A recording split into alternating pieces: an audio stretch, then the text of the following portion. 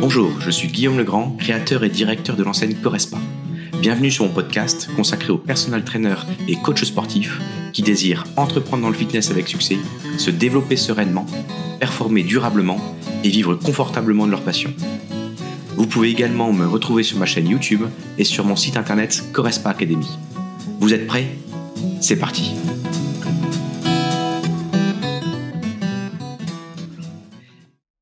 Salut Florian. Salut Guillaume. Hello, hello. Je t'ai invité sur le podcast et en savoir un peu plus pour toi. Est-ce que dans un premier temps, tu pourrais te présenter en quelques mots un peu qui tu es, quel âge tu as, où est-ce que tu habites, quelle situation familiale, pour mieux te connaître et après on rentre dans le vif du sujet pour voir un peu plus ce que tu as vécu, ton expérience et où tu veux aller demain. Florian Boulanger, né en 89, donc actuellement 35 ans, en couple avec Clémentine et 2 enfants. Je suis coach sportif de base, de métier et là actuellement, je travaille à Correspa à Marquette en tant que gérant, manager de club et toujours à la casquette de technicien de coach sportif. Ok. Et tu es passé par Depuis quoi toute comme petite. diplôme? Alors oui, sur un diplôme. Je suis issu de la fac de sport de STAPS à Lille. J'ai une licence APA, activité physique adaptée, et une autre métier de la forme, la santé et du bien-être. Ok, Salut. donc tu cumules pas mal de petits diplômes en plus pour arriver sur plusieurs postes à la fois. Et par rapport à ta structure, là, tu dis que tu travailles à Correspa Market. Est-ce que tu peux nous présenter un peu qu'est-ce que c'est que Correspa et ta société en tant que telle, quelques chiffres, comment tu peux la présenter et elle représente combien de personnes à peu près? Salut Guy. Alors Correspa, à Marquette, c'est la maison mère du concept qui a été créée initialement à Vambrechy. Toi, on est actuellement sur Marquette, on a déménagé en 2016. La structure, elle a été ouverte en 2007, donc ça fait bah, 15 ans cette année. Hem, Moi, j'ai la fonction de gérant de la structure, de technicien, coach également dans la structure. Hem, pour Espace, c'est une salle spécialisée dans le suivi personnalisé, plutôt à taille humaine sur 200 carrés. Actuellement, on accueille de 290 clients, adhérents clients et ça se passe très bien. Il y avait une autre question que j'ai oubliée. Ouais, non, mais en quelques chiffres, ça c'est pas mal. Donc tu es quasiment à 300 clients. Donc ça, c'est entre guillemets, c'est ton max. Tu veux faire plus, tu veux faire moins, t'en es où? T'es rempli, t'es pas rempli? Tes journées ressemblent à quoi? Alors, on est vraiment proche des 300. 300, c'est un cap qu'on va dépasser là prochainement et on te vise à 350 heu, adhérents.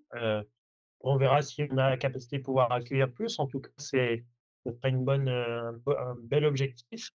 Donc comment évoluent les choses. Heu, bon, une journée à Correspa, c'est l'accompagnement, beaucoup avec les clients, c'est beaucoup de coaching. Toutes les demi-heures, on est en coaching avec des personnes, soit en individuel, en duo, en small group. Small group, on limite à 4, Correspa parce qu'on estime qu'au lieu de 4, on peut plus, assez personnaliser nos séances. Voilà, une journée, c'est rythmé par les coachings, par les adhérents et après, ça c'est la casquette surtout de technicien, mais il y a la casquette aussi de gérant de société avec la partie administrative, la partie, management, la partie développement sur l'aspect, communication interne, externe, digital, enfin, un peu tout ça. OK, là, c'est tu enchaînes sur la question que je voulais te poser, mais un peu plus précisément, parce que là, apparemment, tu as quand même plusieurs casquettes. Et quel aspect de ton métier et même de ton business te donne le plus d'énergie? Parce que là, tu es en train de me parler, il y a une partie administrative, il y a une partie coach, il y a une partie il y a plusieurs parties. Quelles sont tes parties et quels sont l'aspect, j'allais dire un ou 2 vraiment qui sort du lot dans ce que tu aimes vraiment, qui te fait kiffer tous les matins? Ce que j'apprécie beaucoup dans mon métier, c'est l'aspect relationnel avec les adhérents, surtout, ils viennent avec des besoins, des objectifs, des problématiques et nous, on peut, enfin, moi, je peux les aider à mieux être dans la vie, à améliorer leur santé, à les aider à atteindre leurs objectifs. C'est vraiment ça qui me motive au quotidien, c'est-à-dire, personnes qui viennent, et grâce à notre service, à l'activité physique, au sport, à nos compétences, à mes compétences, de les aider à mieux être dans leur vie. Vraiment qui est motivant, tous les jours. Ouais, top, top. Donc passionné par ce que tu fais au quotidien pour ta clientèle et en même temps avec, différents métiers dans ton métier, à ce que je comprends. Et quelle est la chose à ton je veux dire dans les 6 derniers mois, la plus importante que tu as apprise?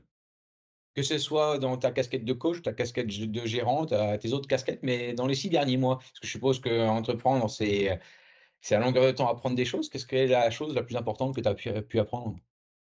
Ouais, top. Ben, là, sur les derniers mois, ce qui a été assez marquant, c'est que, on a développé le business et acquérir en fait de nouveaux adhérents, de pouvoir proposer notre service à d'autres personnes. On a fait appel à une agence de com qui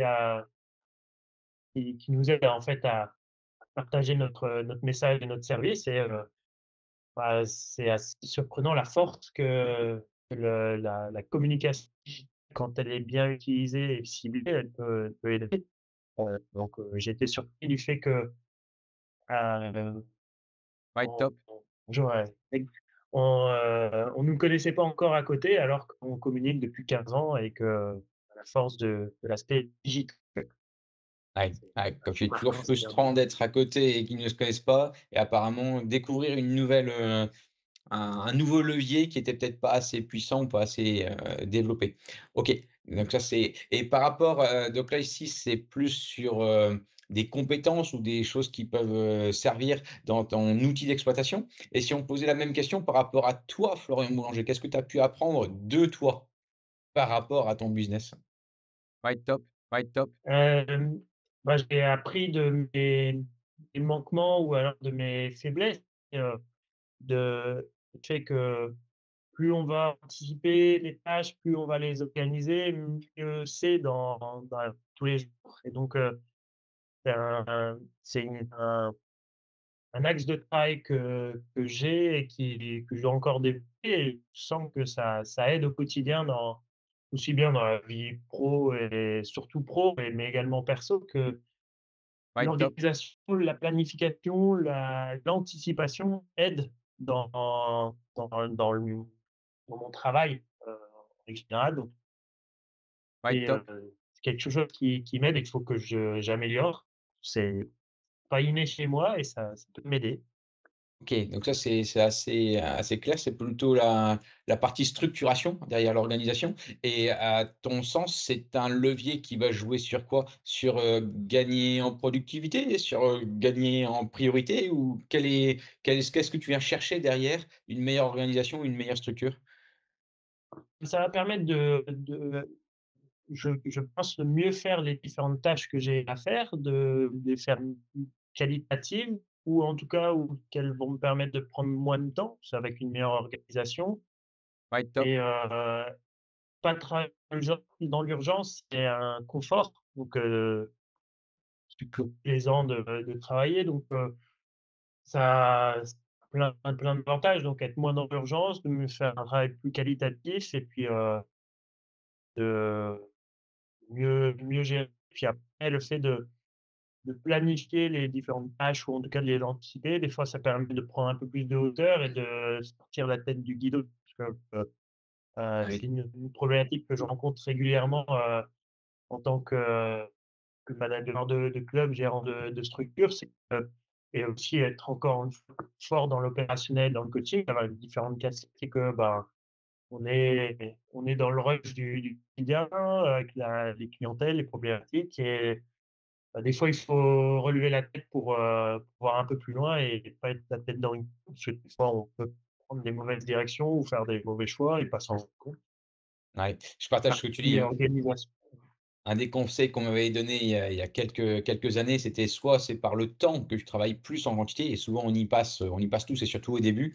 Après, c'est par l'argent parce que tu peux acheter du temps, soit par des compétences autres et après ce qu'il faut pas négliger comme tu dis, c'est justement ce levier, de stratégie d'organisation et ça permet quand même d'aller nettement plus loin en faisant des bons choix. Donc c'est-à-dire faire moins en quantité, mais mieux en qualité. Ouais et tout ça, c'est pour aller où? Entre guillemets, moi ce que j'aime bien demander la définition du succès aux entrepreneurs, aux dirigeants comme toi. Pour toi, mais je parle bien pour toi, Florian, et non pas pour ta boîte. Quelle est pour toi ta définition de succès? Je vais le dire différemment, demain sur ton lead mort dans quelques années, j'ai réussi, j'en suis content et ben c'est ça que j'ai réussi à faire. Quelle est, la chose clé que tu aimerais bien qu'on retienne de toi ou que tu aies fait en lien, bien entendu, avec l'aspect pro et perso? Bah, si à la fin, de ma vie, je dis j'ai réussi ma vie, professionnelle, personnelle, j'en serais content et d'allier les 2, bah, j'ai l'impression d'avoir tout fait. Et sur Pour l'aspect l'aspect pro? professionnel, c'est j'espère prendre toujours plaisir dans les missions et dans le travail que je fais. Là, actuellement, j'ai toujours, la passion et le plaisir, de faire, les tâches que j'ai au quotidien. Donc, continuons comme ça. Après l'avenir, comment elle sera, ça je vais évoluer, mais en tout cas, de toujours prendre plaisir dans l'aspect professionnel et quand on prend du plaisir, je pense que ça va tout seul. OK, donc tu mets la notion plaisir en priorité, tu vraiment temps partagé avec, ce que tu fais par rapport à tes clients et les aider et après si tu devais, chiffrer, quelle est chez toi ta métrique? Il existe plusieurs métriques, il y a des personnes, c'est que combien ils vont gagner. Il y avait des personnes, c'est un nombre de clubs, il y a des personnes, c'est un nombre de clients. Il y a des personnes, ça va être, d'arriver à X temps, l'idée d'avoir, X salariés. Quelle est pour toi la métrique de ton succès? Heu, Bonne question, hein. ouais, Parce bah, que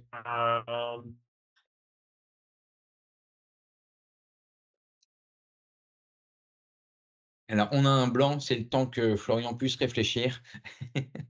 Alors, quel est ce blanc par rapport à cette métrique? Tu as eu une idée là-dessus?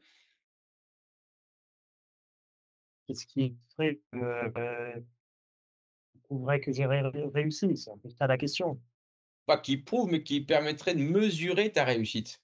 On avait mais bah, j'adore ta première réponse qui n'est justement pas, un aspect chiffré des choses, ce qu'on n'entend pas forcément, souvent. Mais par contre, ce qui est hyper intéressant, c'est quand même, pour avoir des objectifs, il faut, le définir et quand on le définit, à un moment, il y a quelque chose qui est quantitatif. Donc ce qui est la question que chez toi, c'est quelle est la métrique et qu'est-ce que tu quantifies pour dire: «Bah, ça, j'ai réussi, ça, c'est vers ça que je veux tendre». Alors ça peut être, ma question est sur ton succès, dans très lointain, donc peut-être qu'il est trop lointain ce succès et dans ces cas-là, pourquoi pas revenir, dans 6 mois, dans 1 an, dans 3 ans, dans 4 ans, dans 5 ans, mais quelle est la métrique que tu regardes pour dire: «Bah, je suis sur la bonne voie pour atteindre vraiment la réussite que je désire avoir, le succès que je désire avoir»?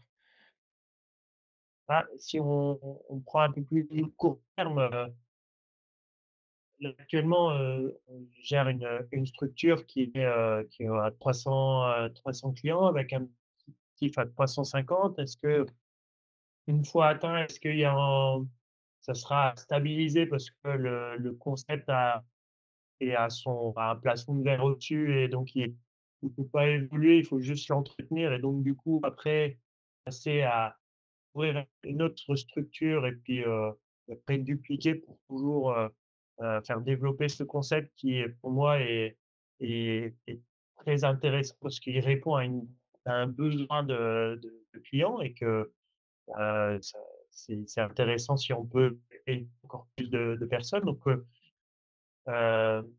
faire vivre ce concept au plus de monde possible. Un peu ça qui pourrait être, un objectif. OK, OK.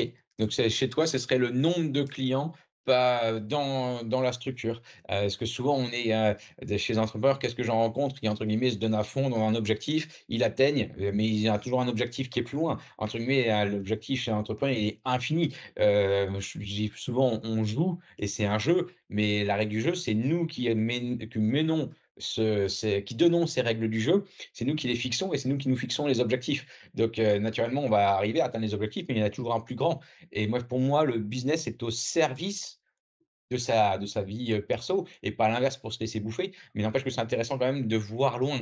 Et alors voir loin, c'est pas pour autant qu'on va pas forcément, l'atteindre, mais vers quel, objectif atteindre? OK, donc pour toi, pour moi, dans ce que tu dis, tu as plutôt une vision à court-termiste, 6 mois, 1 an pour atteindre ton objectif de 350, mais tu sais pas encore, après, est-ce que tu es quelqu'un qui t'ennuie vite et que tu risques de te dire: «Bah, il faut que je fasse autre chose» ou, se lasser ou se dire: «J'ai envie d'avoir un autre objectif ou un autre challenge». Ça, tu le sais déjà un petit peu à plutôt moyen ou Ah, long terme? depuis que je suis dans le monde professionnel, depuis que je travaille, j'ai pas l'impression de m'ennuyer parce que j'ai j'ai évolué, mes fonctions ont évolué, hein. Si on reprend un peu mon parcours, j'ai commencé en tant que, stagiaire par mes études, après en tant que salarié de cette structure, toujours avec la casquette de coach. Et après, j'ai évolué en tant que, gérant d'une société et actionnaire de cette société.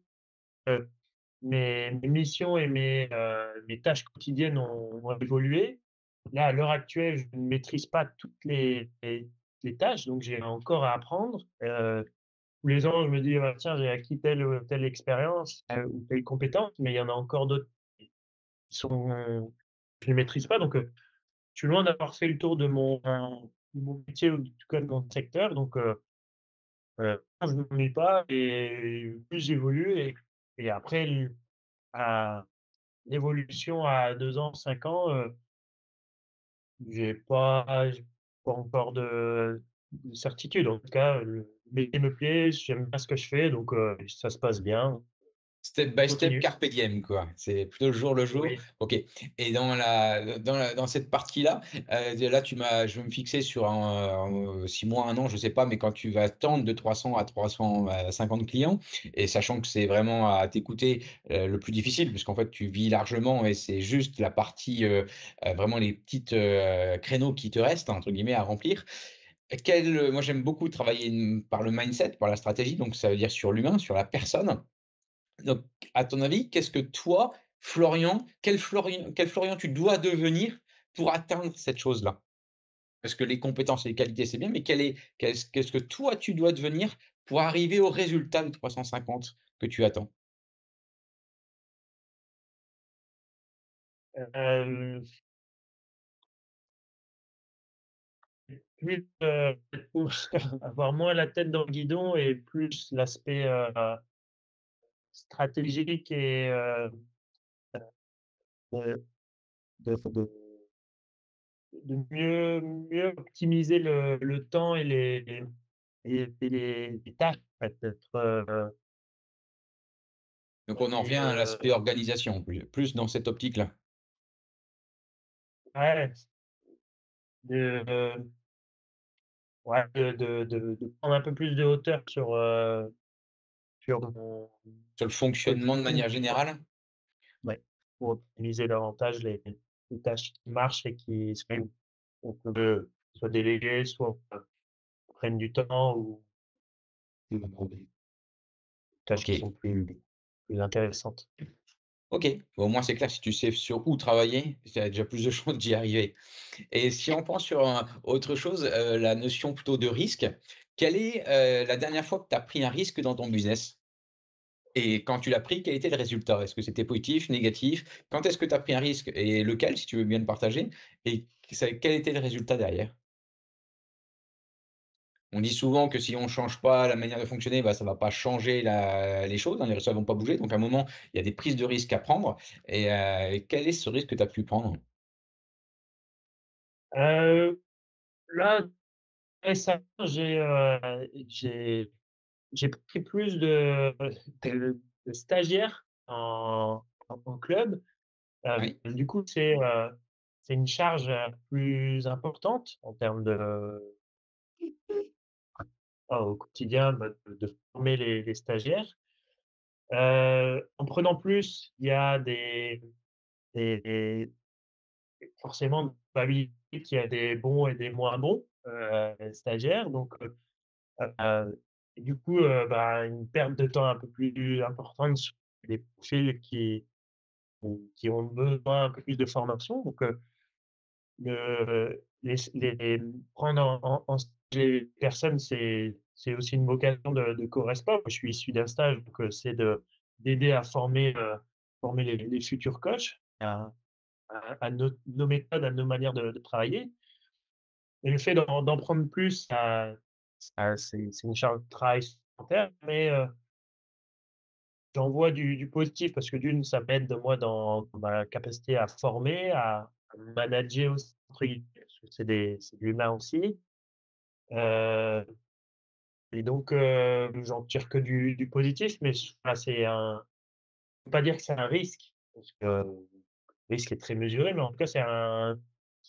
changement que j'ai fait, récemment Un par changement rapport qui à t'a d'autres. sorti de ta zone de confort et peut-être le risque plus en temps, comme tu dis. Tu as dû passer plus de temps qui n'était pas forcément, prévu et sans baisser la qualité de ce que tu produis à côté. OK, OK, sympa comme exemple et à l'inverse, dans tes zones où tu es fort, tu es doué, depuis toute l'expérience que tu as et que tu partages, là apparemment depuis 15-16 ans que tu es dans le métier, quelles est les parties de ton business que tu estimes comme acquis? Alors, on a toujours à apprendre, ça c'est clair, mais quand même que tu maîtrises vraiment bien et tu peux dire: «Ça, c'est un socle, chez moi, je maîtrise» et demain, ce sera quelque chose qui te entre guillemets, qui te permet un gain de confiance en toi parce que tu le maîtrises et tu seras toujours valable dans les années qui vont arriver. Hem, Là, je parle mo vraiment en tant que Florian, Oui, ma personne. Je crée une relation avec chacun de mes adhérents où, de par notre service de coaching individuel personnalisé avec des créneaux d'une demi-heure avec la personne où je la lâche pas, on crée en fait une relation avec ses adhérents et le le fait d'avoir toujours une petite phrase ou une petite question sur, ce qu'il m'avait dit il y a une semaine ou il y a un mois, de connaître la personne au-delà de juste ses objectifs, ses soucis de santé, mais sur pour l'aspect pro, perso, ouais. De connaître vraiment la personne, c'est une force que j'ai, que je crée avec les adhérents et j'entretiens forcément et qui, je pense, rend un après apprécié ici. Le fait de c'est les adhérents, c'est pas juste des numéros ou juste des forfaits, c'est vraiment des personnes où, à chaque fois qu'ils viennent, ils ont une petite attention de Florian sur, ne serait-ce que juste, le bonjour bien évidemment, mais le petit «ça va», «ça a été la dernière fois» ou «ça va, le nouveau boulot» ou «les vacances, ça a été à tel endroit». Enfin le au-delà de juste proposer un service, c'est vraiment, d'apporter un petit quelque chose personnalisé à chaque adhérent. ah, je suis bien d'accord et te connaissant, c'est vraiment ça, tu l'as bien défini, hein, ta valeur unique que tu apportes et ça, c'est quand même une très, très, très grosse force. La relation et l'humain, ça se sent depuis le début dans ce que tu partages, mais qui va bien au-delà. Ça te permet moi, je trouve quand même une de tes forces, c'est que ça te permet de rendre acteur le client. Derrière le «ça va», c'est pas un «ça va» comme ça, c'est comment on peut t'aider maintenant et dans quel état tu es aujourd'hui pour arriver sur ta prochaine séance. Donc d'aller au plus loin, plus profond et de vraiment, que la personne existe à travers, ton regard, à travers ce que tu dis, à travers les échanges. Ça, c'est top. Par contre, tu t'es peut-être pas préparé à cette question-là, mais ça, c'est génial chez toi. Mais comment tu communiques dessus? Parce que moi, tu le sais, j'adore le personal branding, ton image personnelle, ton image de marque, telle que tu es et vu que c'est ta force, c'est remarquable. Autant le rendre visible et le faire savoir. Il y a le savoir-faire, mais le faire savoir et enfin, je pense que tu connais mon point de vue. Je pense que la meilleure des choses, entre guillemets, c'est soi. Mais maintenant, comment tu communiques dessus? Sans avoir un ego de mesurer, puisque tu es pas quelqu'un qui a un ego, de malade et qui a des chevilles qui gonflent. Mais n'empêche que c'est important de le faire savoir, puisque tu Mmh. vas aider les gens avec cette manière d'être. Ben, on communique pas beaucoup dessus. Enfin, moi J'aime bien je le «on» parce que là, je parle de toi, hein, le «je». ouais, non, je non, je communique pas dessus, mettre en avant ce petit truc en plus. Heu, en réfléchissant, je me dis: «Il faudrait que, je pose des questions aux adhérents qui, eux, parlent Ah oui, c'est de les ça». meilleures personnes, hein. C'est Mais tu vois, c'est rien que sous forme d'interview, on l'entend dans tes mots, dans tes propos, et ça se sent et donc naturellement, les personnes le valident aussi et ça permet de le faire savoir. Mais en effet, si c'est ta force et moi je confirme que c'est ta force, ah, tu vois, c'est peut-être un élément, que tu peux retenir et te mettre dans ta poche à bosser dessus. Moi, j'en suis certain que c'est un élément unique. On est chacun unique et il faut surtout pas se changer. Mais par contre, il faut quand même, même si l'objectif c'est pas, d'être vu et d'être, les stars planétaires, l'objectif c'est quand même de le faire savoir si on peut aider nos clients, à l'améliorer. Surtout que c'est ça qu'ils viennent chercher et vu que tu es hyper authentique, il faut quand même le faire savoir. OK et ben, tu vois, j'allais te poser la question, mais peut-être que c'est une des réponses, mais tu as pas le droit de la prendre cette réponse-là. J'allais te poser la question: quelle est la plus grande force chez toi qui n'est pas exploitée? Donc cette réponse-là pourrait l'être. Elle est exploitée au niveau de tes clients, mais elle est pas exploitée au niveau de tes prospects ou des autres. Est-ce que tu as une autre énorme force, énorme qualité que tu penses qui n'est pas assez exploitée? Ou pas du tout exploitée? Tu t'attendais peut-être pas à ces types de questions, mais je pense que c'est hyper, hyper intéressant d'aller creuser en soi par rapport à ce qu'on peut développer par rapport aux autres. Tu as une idée ça? Une de tes forces que tu as pas encore exploitée ou que tu exploites, mais à 10 des possibilités? Et je parle bien de toi, hein, parce que moi, je suis persuadé que c'est bien sur la vu que tu as un métier de relation, c'est la personne qui va tout changer.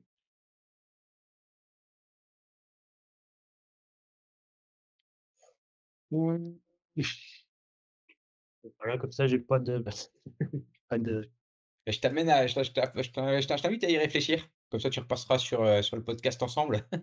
Mais je t'invite à y après, réfléchir parce qu'à mon avis, j'ai vraiment si ça me de sortirait à l'esprit là tout de suite, je serais con de ne pas l'avoir mis en place ou l'avoir développé. Mais effectivement, c'est vrai qu'il faudrait que je me pose un peu plus pour, savoir quelle est bah, pourrait être développé te davantage. connaissant, je vais t'aider avec la prochaine question parce que ça, c'est une qualité pour moi que tu as et qui permet, également de le mettre en exergue. C'est quand les choses deviennent difficiles. On a vécu, par exemple, ensemble, on a vécu cette crise, hein, ça fait quelques années qu'on y est sorti, mais quand même qu'on est dedans.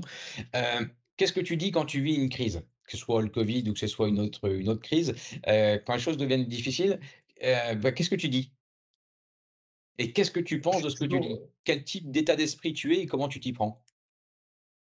je suis toujours, dans le verre, plutôt plein que vide, toujours, de manière à être, optimiste et à voir le positif dans toutes les personnes, tous les choix ou toutes les problématiques. Donc, heu, toujours positif, toujours à relativiser, toujours à voir le côté, plus que moins. Donc, Et tout ça en restant zen? oui, oui, Ouais, c'est vrai que OK, donc c'est rester OK, top. Mais ça, c'est quand même hyper agréable dans l'équipe d'avoir une personnalité comme la tienne qui permet justement de travailler sur du long terme et de travailler sans prendre allez, par rapport à des humeurs, des décisions et ça, c'est une de tes très grandes forces aussi que j'apprécie chez toi. Et quel est si je reviens sur l'aspect plutôt business pur, quel est le grand défi que tu rencontres actuellement? On a tous des défis, on a tous quand je dis défi, ça peut être soit une difficulté, tu dis: «Ah tiens, j'ai pas encore été, confronté à ça et comment je vais faire pour, y aller?» mais ça peut ne pas être forcément une difficulté, ça peut être une nouveauté due à des facteurs externes, hein. Ça peut être, voilà, quel est, quelque chose qui est en ce moment, difficile, pas forcément à vivre, mais quelque chose soit qui est difficile à vivre et quand je vais m'y prendre, soit quelque chose à te dire: «Bah, ça, j'ai pas encore rencontré ça, je vais essayer de trouver des solutions». bah, c'est me dire, me challenger, plus. C'est-à-dire que je sais me motiver, je sais me dire: «Bah, c'est là que je veux aller», mais je vais me de minimiser ou en tout cas me donner des objectifs, où je suis quasi sûr à 90 que je vais réussir. Mais je vais avoir du mal à me dire: «OK, je vais me mettre vraiment des objectifs où ça va je suis pas sûr d'y arriver» et je le vois aussi dans ma pratique, sportive. C'est-à-dire que je vais, des charges, je vais prendre des en musculation, des charges où, je suis sûr de pas réussir, je vais pas les faire. Par contre, je vais plutôt me faire des charges où je suis quasi sûr d'y arriver. Mais donc du coup, je vais y aller vraiment, étape par étape, alors que je pourrais en fait, me challenger plus et évoluer plus rapidement ou en tout cas aller plus vite dans certains objectifs. Donc, un défaut, ce serait d'être trop dans le contrôle ou trop dans la maîtrise et pas être, De trop, sortie de cette zone de confort. Ouais, tu vois, il y a ouais. quelque chose il y a quelque chose que je partage assez souvent, je sais pas si je te l'ai déjà transmis, mais apprendre à rêver, apprendre à voir grand, le grand rêve, hein, globalement. Encore une fois, c'est pas se dire, y mettre une pression et si j'y arrive pas, je suis en moins que rien. Mais c'est tendre vers ça et tant mieux si on y arrive, peut-être qu'on va même le dépasser. Mais le fait de pouvoir se laisser rêver et se dire: «C'est ça mon objectif», permet d'aller plus haut que ce qui est prévu. Ça, c'est le gros, gros, gros, gros avantage. Mais imagine ce grand rêve que tu entre guillemets, tu t'empêches de rêver et tu te dis: «Je prends un objectif plus petit, PPP, petit précis possible» et ça, c'est plutôt une bonne chose, hein, étape par étape. Mais n'empêche que si on vit un rêve plus élevé que ce qui était possible, écoute bien la question, si ce défi, il devait t'enseigner quelque chose que tu refuses d'apprendre, entre le grand rêve que tu fais pas encore et bah, l'objectif que tu te donnes, mais qui est plus limité. Qu'est-ce que ce serait la chose que tu refuses d'apprendre pour arriver à ce grand rêve?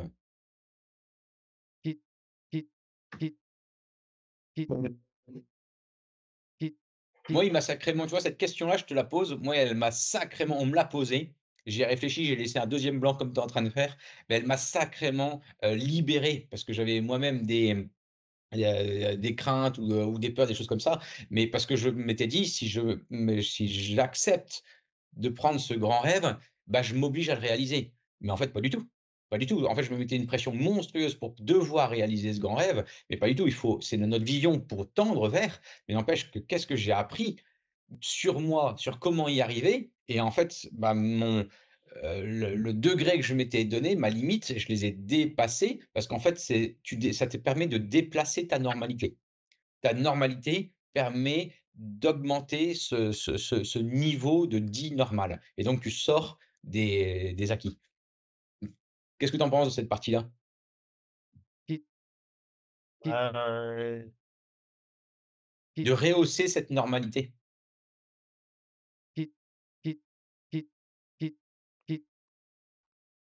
j'ai pas de réponse là tout de suite. Heu, Vas-y, ça fait la deuxième question où ça te permettra d'avancer aussi dessus.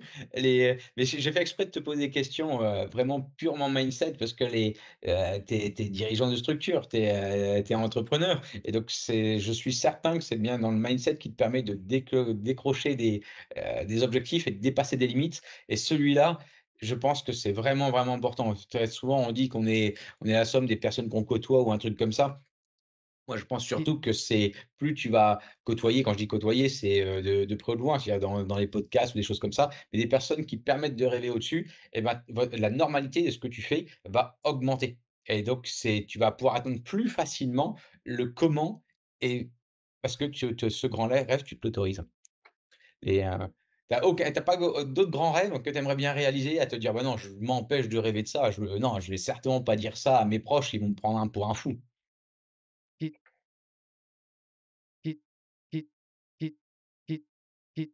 Non? non. Alors, on va revenir sur ce que tu maîtrises. Sur ce que tu maîtrises, je vais revenir sur des questions toujours en lien avec ton business, sur tes stratégies marketing. Quelles sont aujourd'hui les stratégies les plus efficaces que tu utilises dans ton business? Si tu avais 1 ou 2 stratégies, purement, soit acquisition, soit fidélisation client, comme tu veux, mais qui fonctionnent bien, où tu sais que chez toi, tu les maîtrises. Pour toi et ta boîte, tu les maîtrises, tu peux vraiment t'appuyer dessus. Hem, Bah, pour, l'acquisition, le fait d'entretenir un un fichier client, d'anciens clients ou de contacts, type prospects où on a eu les contacts de ces personnes mais sont pas été clients, d'entretenir ces contacts par, du mailing, par du SMS, par du phoning.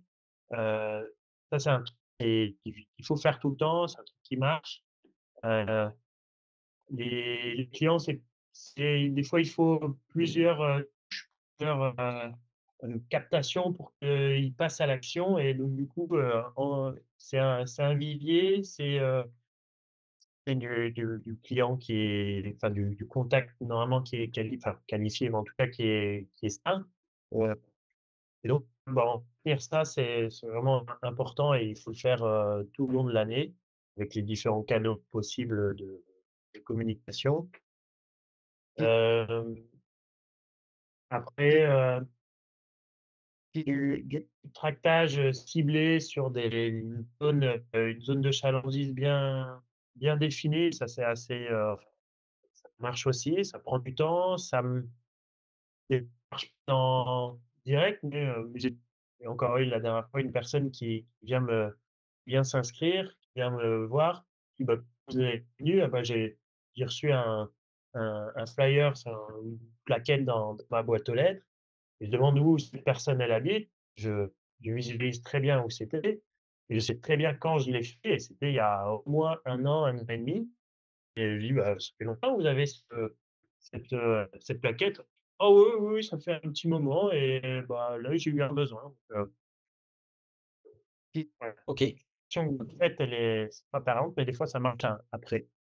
OK. C'est Ça, top, c'est hein, un parce peu que là, plus pour la acquisition et après la fidélisation, c'est, essayer d'être derrière chacun des adhérents, surtout, ceux qui commencent à perdre un peu la motivation ou à moins fréquenter le club ou à moins utiliser les services bah, d'être là derrière eux avec, des fois même un petit mail, un petit appel ou quand ils reviennent après 2 3 semaines: «Bah, alors, voir qu'ils étaient pas venus, ça montre qu'on l'oublie pas et qu'on est derrière eux.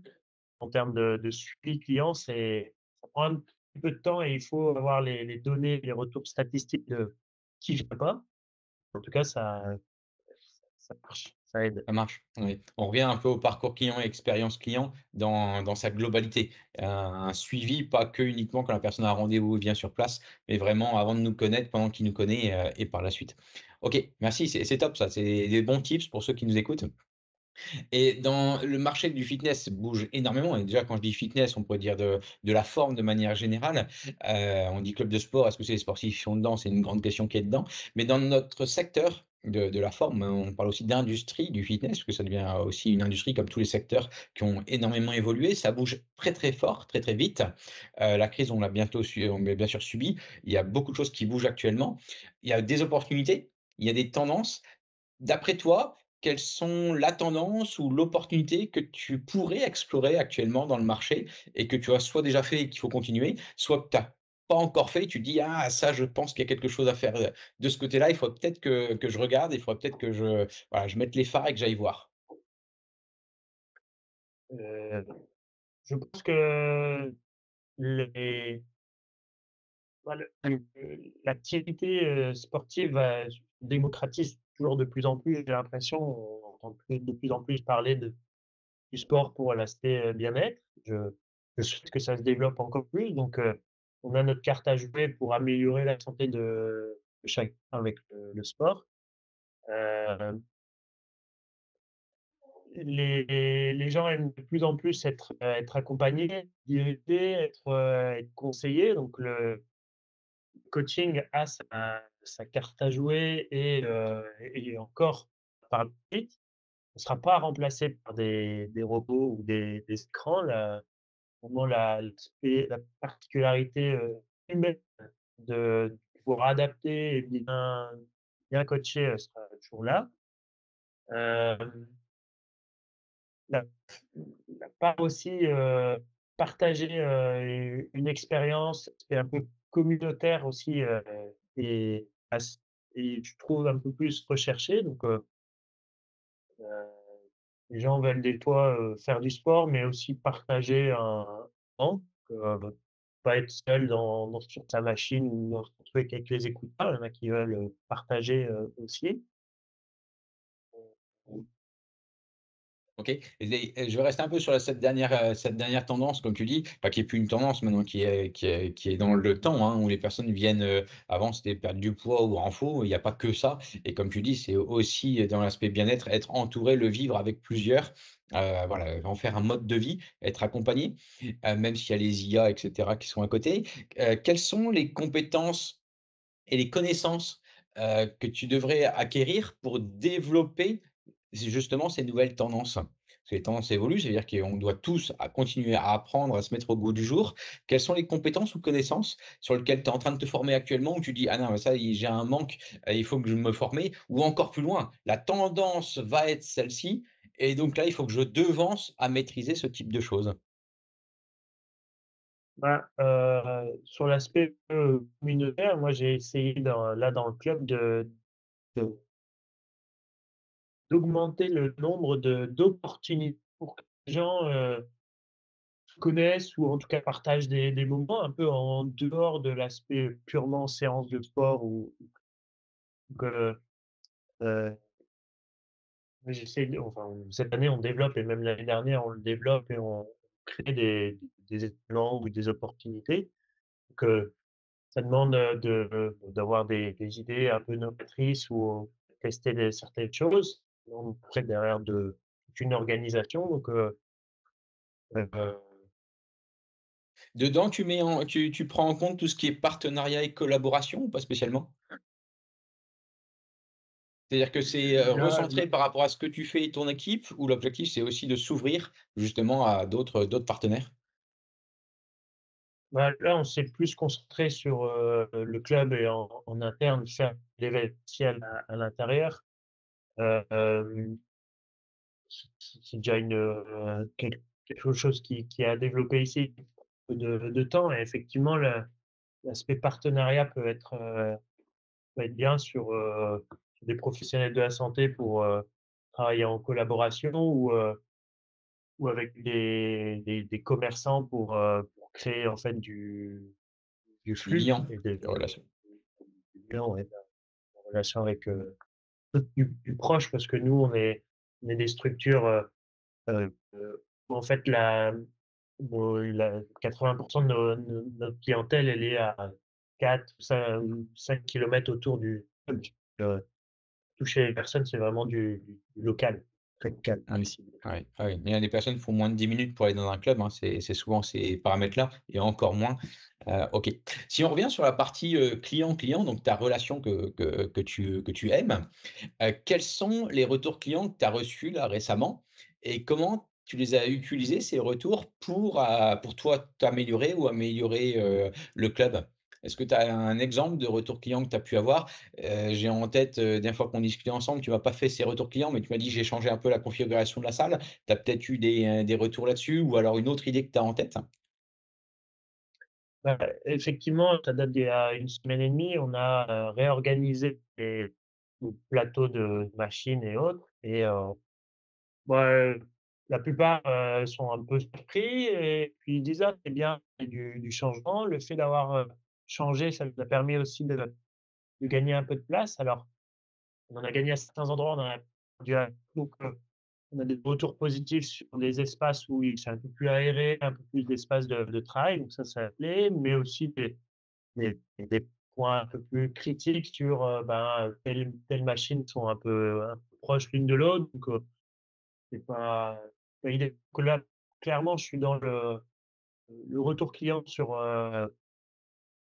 suite à la réorganisation de la salle, si tout récupérer, ce qui va bien et ce qui va moins bien pour après, optimiser, donc Optimiser, plein d'accord, dans de retour client. d'accord et je reviens dans l'aspect, si demain tu étais, certain de réussir, à un objectif, quelles seraient tes prochaines actions dans les 6 prochains mois? Tu m'as dit l'objectif c'est arriver à 250. Si tu es certain d'y arriver, tu es certain d'y arriver, quelles seraient tes prochaines actions pour, après?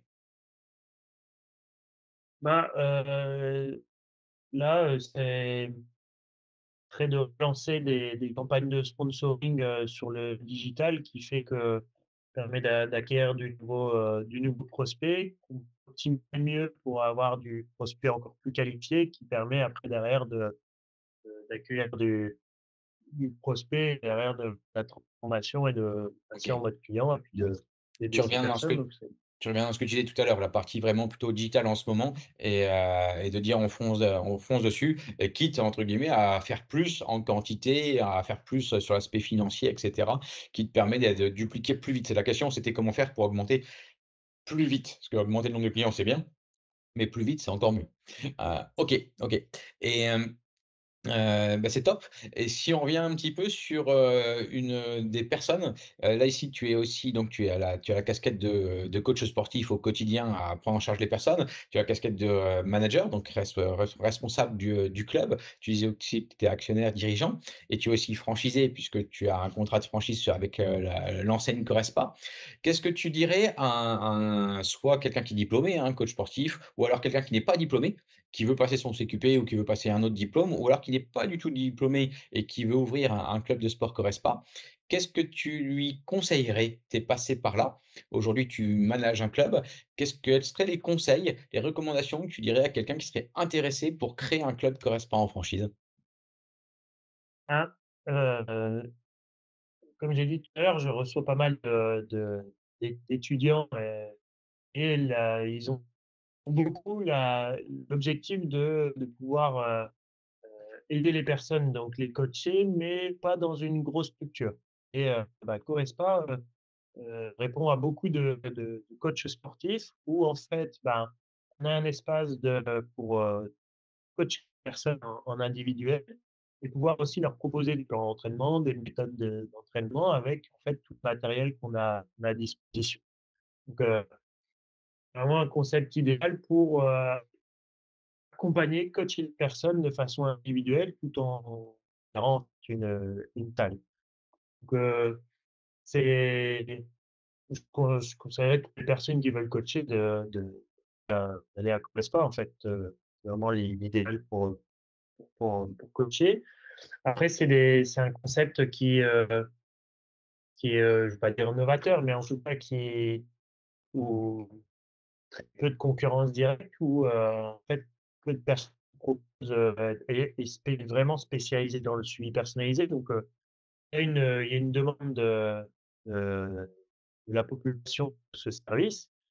Il faut être au bon endroit, je pense, parce qu'on n'installe pas un correspond n'importe où, mais derrière, il y a une demande, donc, on peut aider ces personnes-là grâce à notre service. D'accord. Donc, un concept orienté, au goût du jour et prêt pour l'avenir. Pour les coachs sportifs qui viennent du métier, ben, intéressant parce qu'ils peuvent vraiment vivre de leur métier passion en tant que tel et en faire leur rêve et une vie. J'entends la partie, également d'être au bon emplacement, donc à maîtriser toutes les paramètres pour, savoir où implanter un club, Corespa, c'est 200 carrés. Et qu'est-ce que tu dirais plutôt sur la partie là, tu as parlé du partie métier, si on parlait plutôt de partie, business, donc gérant, si tu prends quelqu'un qui nous écoute, qui n'est pas diplômé, qui ne désire pas être diplômé, hein, qui par exemple s'associe avec un coach sportif manager et qui prend également quelqu'un, un autre, par exemple un salarié manager, parce que c'est 2 dans les équipes. Qu'est-ce que tu dirais à cette personne-là qui n'est pas diplômée? Quels sont un peu les avantages, de venir, avec Correspond en franchise? Quels sont les avantages ou les inconvénients, quand on est, manager d'un club de sport? Dans toutes les tâches que tu Un, as pu c'est dire, hein, que qu'ils soient marketing, vente et cetera. Qu'est-ce que tu apprécies, dans le concept? Qu'est-ce qui est à ta disposition? Qu'est-ce qui ne l'est pas?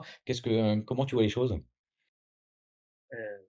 Bah, effectivement, si je prends mon compte, si j'enlève ma casquette initiale de coach, bah, j'ai plein d'autres casquettes et il y a énormément de tâches à faire. Donc, à part, bah, gestion d'une société avec la partie administrative, mais ça, c'est pas énorme. Mais il y a la partie management où c'est très très intéressant de travailler en équipe avec ses collaborateurs. Heu La partie, communication qui est hyper important, aussi bien en interne qu'en externe parce que c'est un business qu'il faut faire tourner, donc il faut montrer qu'on est là. plein de casquettes, mais heu, sans avoir la casquette de coach, on peut gérer un Chorespa et le faire tourner, sans problème. Et tu reviens sur la partie métier, directement. Mais autrement, tu as comme tu dis, hein, tout ça se fait marketing et cetera. Tu as quel type d'outils à ta disposition pour t'aider, par exemple, dans la partie communication dont tu es en train de le dire? La partie communication, déjà, on a énormément de conseils de par la franchise qui nous dit: «Bah, voilà, tout ce qui a marché dans les clubs, on vous l'a synthétisé, on l'a mis à disposition». Donc, suivre, en fait, les conseils, c'est déjà très bien. Tout un des supports, de communication, mis à disposition. Ce sera surtout sur l'aspect, digital avec des visuels, des photos, des vidéos, mais également d'autres supports, type privé où on a à disposition, on peut s'appuyer dessus sur l'aspect communication. OK. Donc derrière, quand tu es tout ce qui est conseil, c'est tout ce qui est plan marketing, des choses comme ça? Tout ce qui est plan, stratégie de com, stratégie de réseaux sociaux, c'est ces outils-là dans lesquels tu pensais? Ouais, ouais, ouais, heu, l'aspect, ouais, stratégique sur, bah, pour, les actions qu'on pouvait faire pour justement de la fidélisation, des actions pour, de l'acquisition sur l'aspect digital, présentiel, interne, externe. Donc tout ce Sur qui l'ensemble. est toutes les possibilités qu'ils peuvent avoir et alors on peut pas tout faire au début, mais en tout cas, elles sont toutes intéressantes et toutes leur plus-value. Et c'est le but de la franchise, hein, d'accompagner dans les 4 grandes compétences d'un chef d'entreprise, qui sont la partie du métier, coach, qui sont dans la partie management, qui sont la partie gestion et dans la dernière, dans la partie tout ce qui va être communication, marketing. OK, et quelle est on va bientôt se quitter. Quelle est un petit peu ta dernière ressource, que tu conseillerais? Quelles sont déjà les ressources que tu dévores? Tu es un lecteur, tu aimes bien les formations, tu aimes bien les podcasts, tu aimes bien les vidéos, qu'est-ce que tu écoutes et qu'est-ce que tu vois? Qu'est-ce que tu entends? Et lesquelles tu conseillerais? Bah, récemment, alors je suis plutôt podcast que ça me permet de faire, 2 choses en même temps. J'écoute beaucoup, quand je me déplace en voiture, mais surtout à vélo et récemment, j'ai écouté, les petits podcasts de Michael Aguilar, ouais, vendeur d'élite. Alors je les ai réécoutés parce qu'en fait, j'ai déjà tous écoutés, mais je les ai réécoutés et en fait, je me rends compte que j'avais zappé certaines idées ou en tout cas, elles m'ont mis à donc là, c'est purement de la vente, comment aider à mieux vendre et en fait, je me rends compte à l'écouter, qu'il y a énormément de psychologie dedans et alors il donne plein de petits conseils que je trouve que j'arrive bien à à m'imaginer moi dans mon métier, parce qu'on a une part, coach, mais aussi de commerçant, d'apporter vraiment un risque, donc il faut le vendre et donc bah, je le conseille, ouais, il y a peut-être 20 épisodes de 5 à 10 minutes et je Ouais, trouve que mini épisode. Ouais, et j'ai entendu. Après la difficulté de toutes ces choses-là, que ce soit des livres, des podcasts, des livres, des vidéos, des formations, c'est ça ne je trouve que ça ne c'est le début pour entamer quelque chose. On a toute la richesse qui est sur internet, sur ChatGPT et cetera. Par contre, ça n'équivaut pas à une vraie formation et ça n'équivaut pas après à du mentorat, à y aller. Mais par contre, c'est hyper intéressant, pour se lancer et tu arrives, tu as un petit truc et astuce pour justement te dire: «Je m'y tiens et je vais retenir cette chose-là». Demain, tu as la chance d'avoir, des personnes qui te font des retours, tu prends des notes. Comment tu fais pour passer à l'action, retenir ce que tu as vu de ta réunion ou de ton podcast et de surtout dire: «Bah, ça, c'était important, je l'ai vu», mais ça demande souvent un travail après et pour pas le passer aux oubliettes, comment tu t'y prends pour vraiment passer à l'action? bah, j'y travaille. Quand j'écoute des trucs qui peuvent être bien, ben, des fois, ça me fait penser à quelqu'un, que je partage à tous ces personnes-là et après quand ça me m'intéresse pas et qu'après je peux le développer, ben, je me mets, je me l'envoie par mail pour me dire qu'il faut que je le traite. Après, ben, il faut que je le Répartis traite. tâches, puis agenda. Ouais, voilà, OK. donc je je vais à m'améliorer là-dessus sur le fait d'acquérir des informations, des formations autres et après soit l'utiliser, soit l'utiliser, aux personnes de mon entourage pour en faire bénéficier d'autres. Eh beh, OK. Encore, mieux faire encore. Eh ben, Florian, je te remercie pour cet échange, à mon avis très enrichissant par rapport à ceux qui peuvent nous écouter aussi, de se projeter dans ce métier passion, et on a entendu cette passion derrière, et chez toi, l'humain au cœur de tout. Donc je te remercie. Si tu avais un mot de la fin, qu'est-ce que tu dirais? Bah, merci à toi pour tes questions parce que, même si tu en as eu certaines, bah, ça fait toujours, réfléchir et puis, bah, ceux qui nous écoutent, si vous avez des questions ou si vous revenez ou autre, bah, il faut pas hésiter soit, bah, à contacter, Guillaume ou moi-même, que encore une fois, vous trouverez nos informations. Pas de Directement problème. sur le site On est à internet. dispo. Ouais, OK. voilà. Merci Flo. Bye bye. Salut À Guillaume, plus merci tard. à toi. Ciao. Salut.